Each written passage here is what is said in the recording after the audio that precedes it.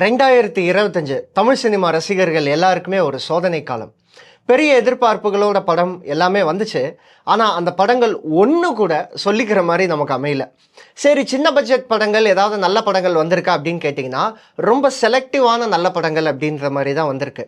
அதனால தமிழ் சினிமா ரசிகர்கள் யாருமே 2026 பெரிய அளவு எக்ஸ்பெக்டேஷன்ஸ் வேண்டாம், வரும்போது பார்த்துக்கலாம் அப்படின்ற மாதிரி இருந்தாலும், என்னை பொறுத்தவரை நான் அதிலே தான்டா கால் வைப்பேன் அப்படின்ற மாதிரி 2026 என்னென்ன திரைப்படங்கள்லாம் எதிர்பார்ப்பில் இருக்குது அப்படிங்கிற மாதிரி தான் இந்த வீடியோவில் பார்க்க போகிறோம்.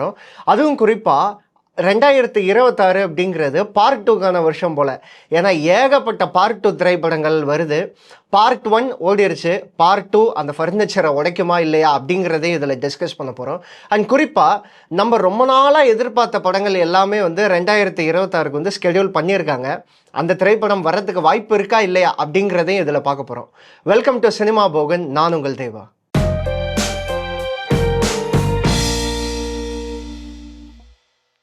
2026 ஆரம்பிக்கிறது ஒரு சம்பவத்தோட தான் ஆரம்பிக்குது. என்னன்னா, துப்பாக்கி கொடுத்தவர் வெசஸ் துப்பாக்கி வாங்கியவர், ஜனநாயகன் வெசஸ் பராசக்தி. 2 திரைப்படங்கள் மேலேயும் மக்களுக்கு இருக்க எதிர்பார்ப்பு, ஒரு தமிழ் சினிமா ஆடியன்ஸ்க்கு இருக்க எதிர்பார்ப்பு. ஸ்டார்டிங் வித் ஜனநாயகன் பொறுத்தவரை அது மேலே இருக்க ஒரே ஒரு ஹைப்பு தளபதி விஜய் அவர்கள். ஏன்னா அவரோட கடைசி திரைப்படம் 1. 2வது, அந்த திரைப்படம் ஒரு போலீஸ் திரைப்படமாக இருக்குது. நிறைய பேர் வந்து விஜய் அவர்கள் போலீஸாக நடித்தா ரொம்ப நல்லா இருக்கும், அவரோட திரைப்படம் என்டர்டெய்னிங்காக இருக்கும் அப்படின்ற மாதிரி அதன் மீது ஒரு எதிர்பார்ப்பு இருக்குது. அதை தாண்டி இந்த படம் டைரக்ட் பண்ணுறது ஹெச் வினோத் அப்படின்ற மாதிரி இருந்தாலும், இந்த திரைப்படம் விஜய் அவர்கள் ரொம்ப ரசித்து பார்த்த பகவத் கேசரியோட ரீமேக். விஜய் ஃபேன்ஸுமே ஆரம்பத்தில் வந்து பகவத் கேசரி எல்லாம் இருக்காது அப்படின்ற மாதிரி ஆரம்பிச்சாங்க. அதுக்கப்புறம் பார்த்தீங்கன்னா ஒருவேளை இருக்குமோ ஒருவேளை இருக்குமோ இப்போ என்ன மனநிலையில் இருக்காங்க அப்படின்னா, ஆமாண்டா கேசரி தாண்டா, இப்போ என்னடா உங்களுக்கு பிரச்சனை அப்படின்ற மனநிலைக்கு வந்து வந்துட்டாங்க. ஸோ ஜனநாயகன் பொறுத்தவரை தளபதி விஜய் அவர்களுக்கு ஒரு மிகப்பெரிய ஓப்பனிங் இருக்கும், அதே மாதிரி அது ஒரு கண்டினியூஸ் ரன் இருக்கும் அப்படின்ற மாதிரி எதிர்பார்க்கப்படுது. ஏன்னா வாரிசு மாதிரி ஒரு ஃபேமிலி சப்ஜெக்டே வந்து நல்லா ஓடிடுச்சு. பகவத் கேசரி அந்த ஃபேமிலி சப்ஜெக்ட், அந்த எமோஷன்ஸ் எல்லாம் கனெக்ட் பண்ணிடும். பேரலி இந்த பக்கம் பராசக்தியை பொறுத்தவரை, பராசக்தி இப்போ வரைக்கும் ஒரு ஹைப் அப்படிங்கிறது இல்லவே இல்லை. இதை ஒத்துக்கிட்டு தான் ஆகணும். ஏன்னா பாடல்கள் அப்படிங்கிறதும் பெருசாக கேட்சியாக இல்லை. அஃப்கோர்ஸ் கதைக்காக அவங்க வந்து பாட்டு பண்ணியிருப்பாங்க, அதனால பாடல்கள் எதுவுமே வந்து பெருசாக கேட்சியாக இல்லை. இப்போ தளபதி கச்சேரி அளவு ஒரு ஹைப்பாக இருக்கா பாடல்கள் அப்படின்ற மாதிரிலாம் கிடையவே கிடையாது. 2வது, பராசக்தி பொறுத்தவரை சின்ன சின்ன டீசர்ஸ் எல்லாம் விடுறாங்க. அந்த டீசர்ஸும் பெரிய அளவு அப்படி அழுத்தி நம்மக்கிட்ட பராசக்தின்னு ஒரு திரைப்படம் வருது அப்படின்ற லெவலுக்கு அந்த டீசர் அப்படிங்கிறது இல்லை. இனி பொறுத்து ஆடியோ லான்ச் எல்லாம் தாண்டி அதுக்கப்புறம் ட்ரெய்லர் வந்து அதுக்கப்புறம் இன்னும் சில பாடல்கள்லாம் வந்தால் ஒரு ஹைப் வரும் அப்படின்ற மாதிரி வந்து எதிர்பார்க்கப்படுது. ஜனநாயகன் பராசக்தியை தொடர்ந்து நம்ம ரொம்ப எதிர்பார்க்கறது அப்படின்றது பார்த்தீங்கன்னா கருப்பு. ஸோ கருப்பு திரைப்படம் ரொம்ப நாளாக பிளான் பண்ணிகிட்டே இருக்காங்க. ஸோ ஆக்சுவலாக பார்த்தீங்கன்னா டிசம்பருக்கே ரிலீஸ் பண்ண போகிறோம் அப்படின்ற மாதிரி வந்து சொன்னாங்க. அதை முன்கூட்டி தான் அவங்க வந்து ஒரு சின்ன டீசர் மாதிரி வந்து ரிலீஸ் பண்ணியிருந்தாங்க.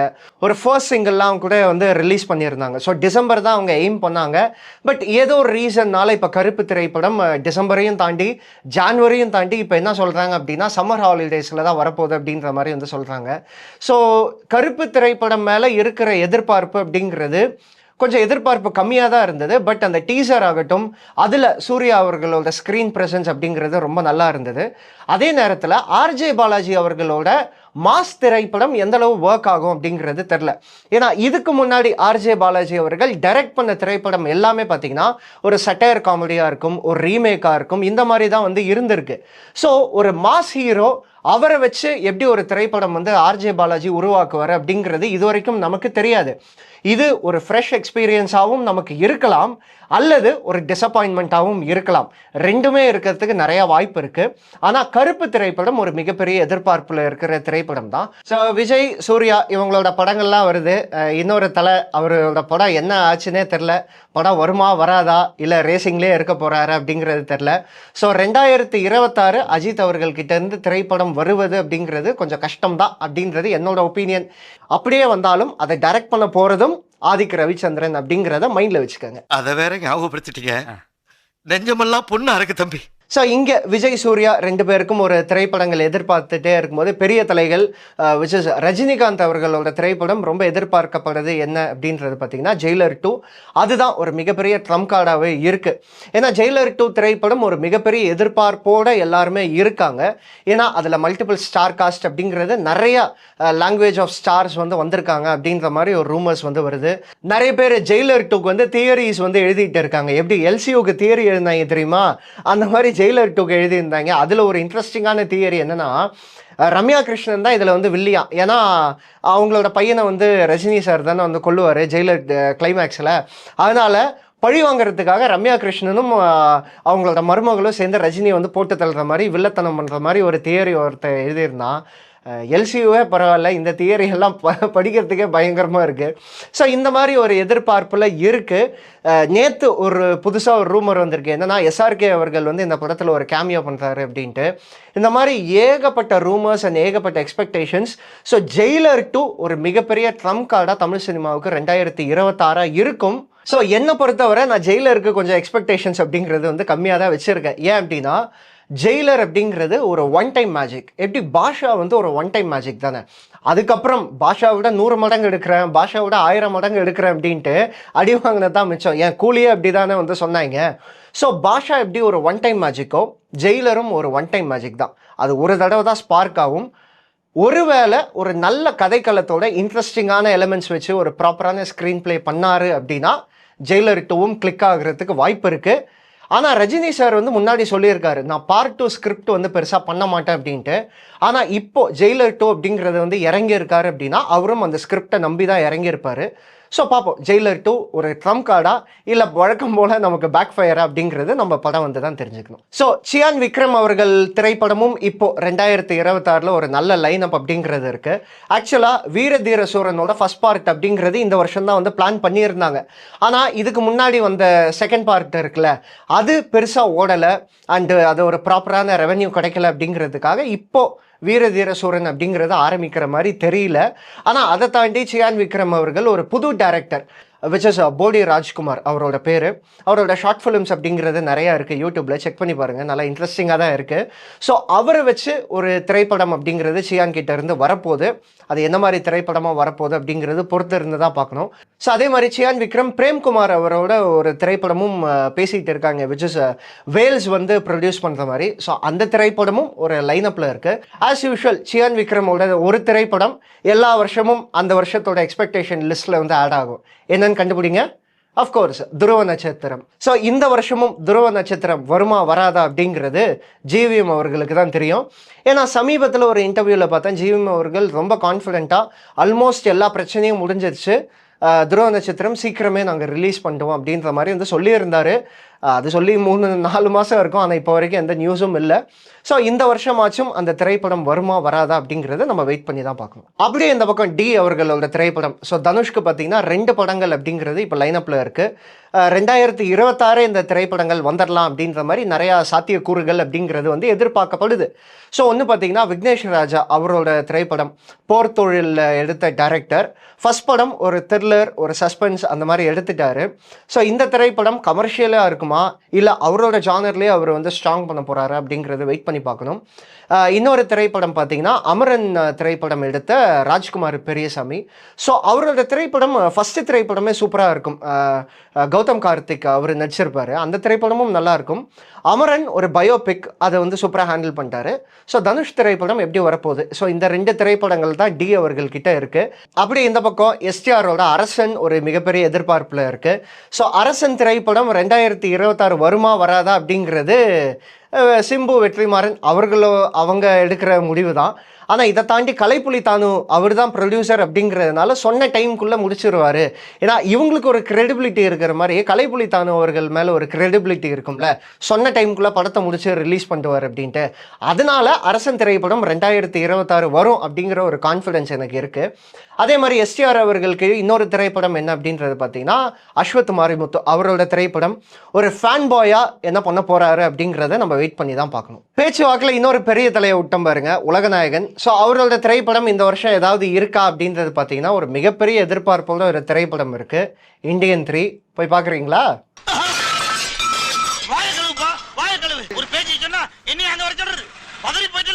ஸோ இந்தியன் 3 மட்டும்தான் இப்போதைக்கு உலகநாயகனோட திரைப்படம் அது 2026 வரும் அப்படிங்கிற ஒரு எதிர்பார்ப்பு அப்படிங்கிறது இருக்குது. ஏன்னா இப்போ சமீபத்தில் அவர் கொஞ்சம் பாலிடிக்ஸில் பயங்கரமாக ஆக்டிவ் ஆகிட்டார். இப்போ பார்த்தீங்கன்னா எம்பி எல்லாம் கூட ஆகிட்டார். இதுக்கப்புறம் படம் நடிப்பாரா, படம் வருமா அப்படின்றதே ஒரு மிகப்பெரிய டவுட்டு தான். ஆனாலும் அவர்கிட்ட இப்போ பைப் லைனில் இருக்கிற ஒரே ஒரு திரைப்படம் விஜய் அன்பறிவு அவங்களோட டைரக்ஷனில் ஒரு திரைப்படம். ஸோ அந்த திரைப்படம் எப்போ ஆரம்பிக்கிறாங்க அப்படிங்கிறது தெரில. ஸோ எம்பி அவர்களுக்கு இந்த வருஷம் திரைப்படம் எதுவுமே இல்லை, இந்தியன் 3 தவிர. ஸோ வீடியோ ஸ்டார்டிங்கில் சொன்னல 2026 செகண்ட் பார்ட்டுக்கான ஒரு வருஷமா அப்படின்ட்டு. ஸோ அந்த மாதிரி வசன்னு ஏகப்பட்ட செகண்ட் பார்ட் திரைப்படங்கள் வரதுக்கு வந்து காத்துன்னு இருக்கு. ஆல்ரெடி ஜெயிலர் 2 அப்படிங்கிறது வந்து சொல்லிட்டேன். இப்போ அடுத்தது பார்த்தீங்கன்னா மூக்குத்தி அம்மன் 2 அந்த திரைப்படம் வந்து வரப்போகுது. ஸோ மூக்குத்தி அம்மன் திரைப்படம் ஆர்ஜே பாலாஜி டைரக்ட் பண்ணார். செகண்ட் பார்ட் பார்த்தீங்கன்னா சுந்தர் சி உள்ள களத்தில் இறங்கியிருக்காரு. ஸோ மூக்குத்தி அம்மனோட அரண்மனையும் சேர்த்து SCU சுந்தர் சினிமாட்டிக் யூனிவர்ஸ் அப்படின்ற மாதிரி வந்து உருவாக்க போகிறாரா அப்படிங்கிறது வந்து தெரில. பட் வெயிட் பண்ணி தான் வந்து பார்க்கணும். அதே மாதிரி பார்த்தீங்கன்னா பிசாசு 2 அந்த திரைப்படம் இருக்குது, ரொம்ப நாளாக இருக்குது, அது வருமா இந்த வருஷம் வரும் அப்படின்ற மாதிரி வந்து சொல்லியிருக்காங்க. அதே மாதிரி 7G ரெயின்போ காலனி 2 தலைவன் செல்வராகவன் இப்போ சமீபத்தில் நிறைய விஷயங்கள் வந்து ஓப்பனாக பேசிகிட்டு இருக்காரு. ஸோ அந்த திரைப்படமும் வருமா அப்படிங்கிற ஒரு கேள்விக்குறியோட 2026 வந்து எதிர்பார்க்குறாங்க. கார்த்திக்கு பார்த்தீங்கன்னா 2 திரைப்படங்கள். ஒன்று பார்த்தீங்கன்னா சர்தார் 2 திரைப்படம் மேலே எனக்கு ஒரு நல்ல எதிர்பார்ப்பு அப்படிங்கிறது இருக்குது. ஏன்னா ரஜினி மாதிரி தான் கார்த்தி அவர்களும் ஸ்கிரிப்ட் செலெக்ஷன் பொறுத்தவரை செகண்ட் பார்ட் அப்படிங்கிறத பெருசாக அவர் வந்து விரும்ப மாட்டார். அதே மாதிரி அவர் ரொம்ப கம்மியாக தான் கொலாபரேட் பண்ண டைரக்டர்ஸ் கூட வந்து திரும்ப கொலாபரேட் பண்ணுவார். அப்போது அவருக்கு அந்த ஸ்கிரிப்ட் மேலே எந்த அளவு நம்பிக்கை இருந்திருக்கும். ஸோ அதனால எனக்கு சர்தார் 2 மேலே ஒரு நம்பிக்கை இருக்குது. கைதி 2 பொறுத்தவரை இப்போ வரைக்கும் எந்த அப்டேட்டும் இல்லை. லோகேஷ் அவர்களே பார்த்தீங்கன்னா அவர் இன்னொரு திரைப்படம் வேறு நடிச்சுக்கிட்டு இருக்காரு, அந்த திரைப்படத்துக்கு வர அடுத்து. ஸோ அந்த மாதிரி வந்து இருக்குது. இதை தாண்டி கார்த்தி அவர்கள் பார்த்திங்கன்னா தமிழ் டைரக்டர் அவரோட திரைப்படத்தில் வந்து நடிக்கிறாரு. அந்த திரைப்படத்தோட பெயர் வந்து மார்ஷல். அவரோட திரைப்படம் மேலே ஒரு நல்ல எதிர்பார்ப்பு அப்படிங்கிறது இருக்குது. ஏன்னா அவரோட ஃபர்ஸ்ட் படம் தானாக்காரனே வந்து பிரித்து மேய்ஞ்சிருப்பார். இப்போ சமீபத்தில் வந்த திரைப்படம் சிறை, அதில் ஒரு ரைட்டராகவும் நல்லா பண்ணியிருக்காரு அந்த திரைப்படத்தில். ஸோ அதனால் மார்ஷல் திரைப்படம் ஒரு நல்ல எதிர்பார்ப்பில் இருக்குது. அதே மாதிரி பார்த்திங்கன்னா டிமாண்டி காலனி 3 அந்த திரைப்படமும் வர்றதுக்கு இருக்குது. 2026 ஷூட்டெல்லாம் முடிஞ்சு அப்படின்ற மாதிரி வந்து நியூஸ் சொல்லியிருந்தாங்க. ஸோ அந்த திரைப்படமும் ஒரு நல்ல எதிர்பார்ப்பு இருக்குது. ஏன்னா செகண்ட் பார்ட்டே வந்து சூப்பராக எடுத்துட்டாங்க. அதை தாண்டி தனி ஒருவன் 2 திரைப்படம் இந்த வருஷம் எடுக்க போகிறாங்க அப்படின்ற மாதிரி ஒரு நியூஸ் வருது. பட் அது இந்த வருஷமேலாம் ரிலீஸ் பண்ண முடியாது. ஏன்னா தனி ஒருவன் 2 பொறுத்தவரை தனி ஒருவன் மாதிரியே ஃப்ரேம் பை ஃப்ரேம் அவங்க செதுக்குனா மட்டும்தான் அந்த எக்ஸ்பெக்டேஷன்ஸை வந்து மீட் பண்ணோம். செகண்ட் பார்ட் எடுக்கிறேன்னு எடுத்தாங்க அப்படின்னா கண்டிப்பாக ஃபர்ஸ்ட் பார்ட்டோட லெகசியை தான் வந்து ஸ்பாயில் பண்ணும். அதே மாதிரி பார்த்தீங்கன்னா லோகேஷ் கனகராஜ் ஃபஸ்ட் டைமாக ஒரு ஹீரோவை வந்து நடிக்கிறாரு. டிசின்ற திரைப்படம் அருண் மாதேஸ்வரன் இயக்குறாரு. அந்த திரைப்படம் பொறுத்தவரை இப்போ எல்லாருமே வந்து மீம்ஸ் போட்டு கலாய்ச்சிக்கிட்டு இருக்காங்க. அவர் ரத்தத்தோட கஷ்டப்பட்டு வலியோட தொடச்சிக்கிட்டு வர்றாரு. இடியான சிக்கன் காமெடியோட லிங்க் பண்ணி எல்லாம் பண்ணிக்கிட்டு இருக்காங்க. அந்தளவு அலும்பு பண்ணுறாங்க. ஆனால் என்னை பொறுத்தவரை டிசி திரைப்படம் இந்தளவு ட்ரால்ஸ் ஆகி இந்தளவு மீம் கண்டென்ட் ஆகி படம் வந்து கலாய்க்கிறதுக்காக உள்ளே போய் படம் நல்லா இருந்துச்சுன்னு வைங்களேன், வேறு லெவலில் ஒரு பயங்கரமான ஒரு சர்ப்ரைஸாக இருக்கும். அந்த மாதிரி டிசி திரைப்படம் ஒர்க் ஆகுமா அப்படின்றத நம்ம பொறுத்து இருந்து தான் பார்க்கணும். இதை எல்லாத்தையும் தாண்டி ஒரு சில திரைப்படங்கள் அங்கங்கே சின்ன எக்ஸ்பெக்டேஷன்ஸ் அப்படிங்கிறது இருக்குது. உதாரணமாக லவ் இன்சூரன்ஸ் கம்பெனி திரைப்படம் சொல்லலாம். அதே மாதிரி மிஷ்கின் ட்ரெயின் ஒரு திரைப்படம் வந்து எடுக்கிறாரு விஜய் சேதுபதி வச்சு. சமீபத்தில் கூட ஒரு மேக்கிங் வீடியோ அப்படிங்கிறது ரொம்ப வைரலாக போச்சு.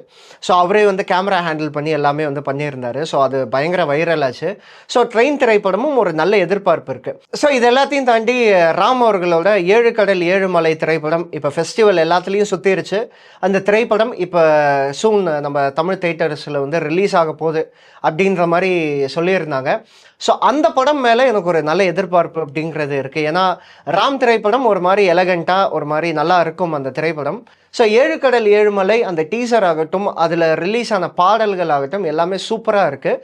படமும் அந்தளவு ஒர்க் ஆகுமா அப்படிங்கிறது 2026 வந்தால் தான் நமக்கு தெரியும். ஸோ இந்த மாதிரி தான் 2026 ஏகப்பட்ட திரைப்படங்கள் ஒரு நல்ல எதிர்பார்ப்பு அப்படிங்கிறது இருக்குது. ஸோ 2026 2025 மாதிரி ஒரு சோதனை காலமாக இருக்குமா, இல்லை தமிழ் சினிமா எல்லா படங்களும் நல்லா இருக்குமா அப்படிங்கிறத வந்து நம்ம பொறுத்து இருந்து தான் பார்க்கணும். ஸோ நீங்கள் எந்த திரைப்படம் 2026 பெருசாக ஒர்க் ஆகும் அப்படிங்கிறத நினைக்கிறீங்க அப்படிங்கிறத வந்து கமெண்ட்டில் சொல்லுங்கள். அதே மாதிரி இந்த படம்லாம் எதிர்பார்க்குறதே வேஸ்ட்டுப்பா, இந்த படம்லாம் கண்டிப்பாக ஓடாது அப்படிங்கிறது இந்த லிஸ்ட் ஆஃப் திரைப்படங்களில் எது நீங்கள் சொல்ல விரும்புகிறீங்க அப்படிங்கிறதையும் வந்து கமெண்ட்டில் சொல்லுங்கள். பார்க்குற நானும் தெரிஞ்சுக்கிறேன், பார்க்குற எல்லாருமே வந்து தெரிஞ்சுப்பாங்க. இந்த வீடியோ உங்களுக்கு பிடிச்சிருக்கும் அப்படின்னு நம்புகிறேன். பிடிச்சிருந்தால் லைக் பண்ணுங்கள், உங்கள் ஃப்ரெண்ட்ஸ் ஃபேமிலி குறிப்பாக சினிமா லவர்ஸ் எல்லாருக்குமே வந்து ஷேர் பண்ணுங்கள். சினிமா போகன் சேனலை சப்ஸ்கிரைப் பண்ணுங்கள். இன்னும் நிறைய பேர் வந்து சப்ஸ்கிரைப் பண்ணாமல் பார்த்துக்கிட்டு இருக்கீங்க. கண்டிப்பாக சப்ஸ்கிரைப் பண்ணுங்கள். அப்படியே பக்கத்தில் இருக்க அந்த பெல் ஐக்கானையும் கிளிக் பண்ணுங்கள். அப்போ தான் நாங்கள் போடுற இந்த இன்ட்ரெஸ்டிங்கான வீடியோஸ் எல்லாமே உங்களால் வந்து பார்க்க முடியும். வேறு ஒரு நல்ல வீடியோ ஒரு நல்ல கண்டென்ட்டோட உங்களை வந்து சந்திக்கிறேன். Until then, it's bye from Deva. எல்லாருக்கும் இனிய புத்தாண்டு நல்வாழ்த்துக்கள்.